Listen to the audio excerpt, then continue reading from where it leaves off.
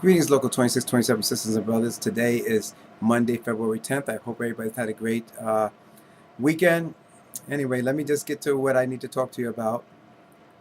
Exam 4021, the computer aid exam, which is scheduled to be on February 22nd.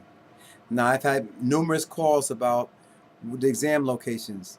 Now, if you read the exam notification, it says in the notification that it will be announced with your admission letter. We at 2627 will never tell you locations and things like that because we're not the ones giving the exam.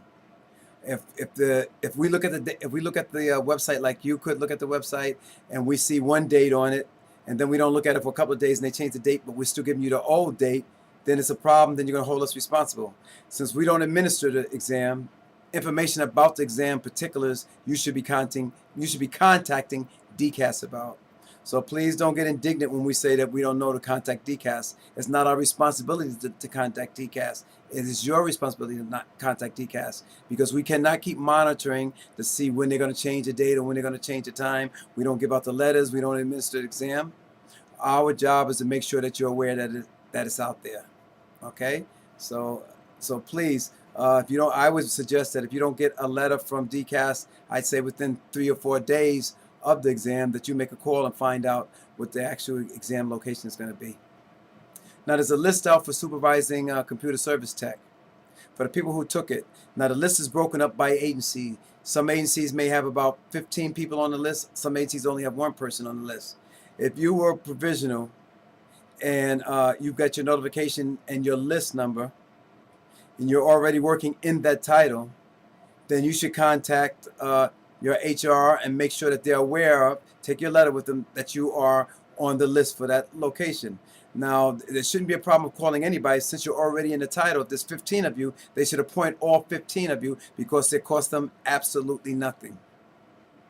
Now, if you talk to them and they don't give you a reasonable answer and they don't say what they're going to do within a reasonable amount of time, you need to contact us in this office as soon as possible, and we will do what it takes to try to massage them into doing the right thing. This is important. If you're provisional in that supervising computer service tech title, you should be appointed. It should be an automatic. It should be a no-brainer. So please contact us if you're having a problem. And another thing, speaking on exams in general, we send out information and we make a recommendation of who is basically covered by some of these exams. Now, a lot of people are not reading information and they hang about from other people. We give you notices on all of these type of items. You need to read the notices. Don't just dump our email, or at least look at our presence report at least once a week, because the information that you need for a lot of this stuff is there. In this case, the mailing went out to people who were either computer service techs, programmer analysts, or computer aides provisionally. That's the population that we were looking at, because there is no guarantee that if they do call you and make you permanent, that you're going to maintain the salary that you have now. If you're a computer specialist or somebody like, the salary could be a different $40,000 or $50,000 difference in it, and you could be held hostage for that. So, be careful. We will have exams basically coming out for just about everybody for every title. There are a couple of lists out there, so just persevere and just keep doing what you're doing. And we got you covered. Good and welfare this week. HRA, Melena Jenis, her father passed away. And from DOF, one of our executive board members, Susie Ewing, her mother passed away. And as usual, 2627 sends out our love and sympathies to these 2 members.